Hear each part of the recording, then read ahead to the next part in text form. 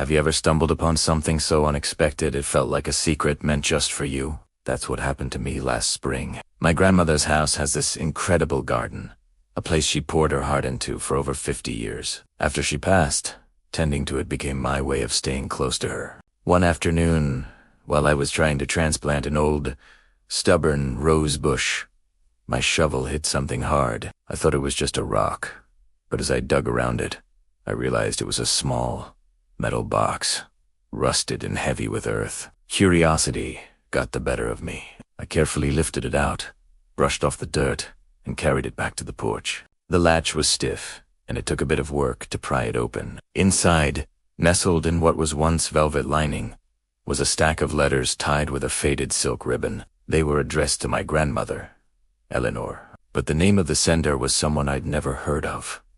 A man named Arthur. The postmarks dated back to the early 1940s, right in the middle of the Second World War. My heart started to beat a little faster.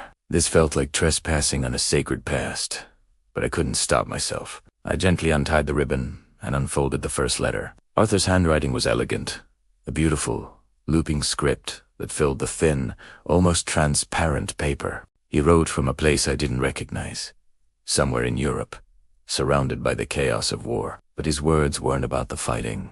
They were about her. He wrote about her laughter, how it was the sound he held on to in the quiet, terrifying nights. He described the color of her eyes, comparing them to the summer sky over the fields back home. He remembered the day they met at a local dance, how he was too nervous to ask her to dance until the very last song. Every letter was a time capsule. He painted a picture of a world at war, but his focus was always a small, peaceful town and the girl he'd left behind. He talked about his dreams for their future, about building a house with a big garden where she could plant all the roses she wanted. He even drew little sketches in the margins, a clumsy drawing of a house, a flower, a smiling face he labeled my Eleanor. I could feel the depth of his love in every sentence, a love that was so powerful it seemed to defy the war, the distance, and time itself. As primera reacción, a story I never knew began to unfold. My grandmother had always been a quiet, gentle woman. I knew her as the wife of my grandfather, a man she married after the war.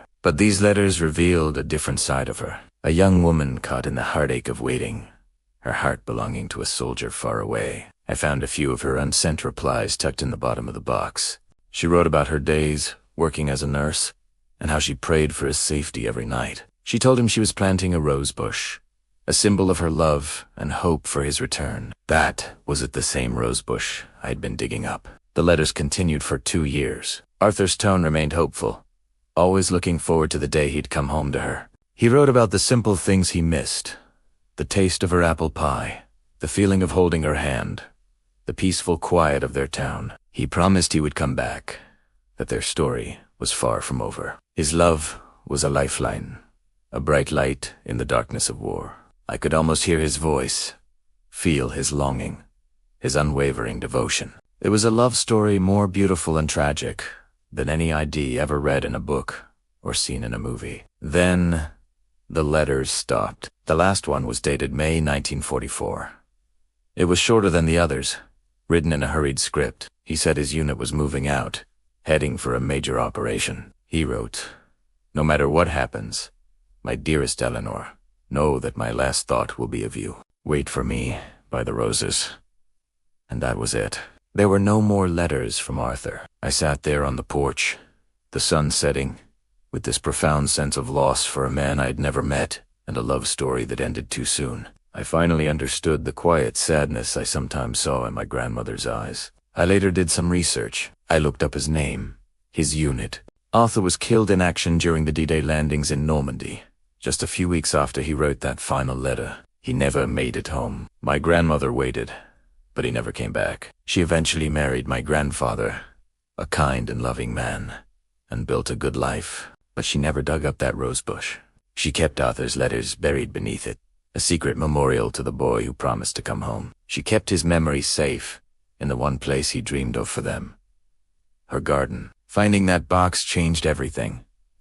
It wasn't just a collection of old letters. It was a testament to a love that never got its happy ending but never truly died. It was a love that lived on in the fragrance of the roses, in the quiet corners of my grandmother's heart, And now, with me, it taught me that some stories don't end. They just become a part of the soil, feeding the roots of what comes next, blooming again and again in different ways. That garden is no longer just a garden to me. It's a sanctuary, a library of memories.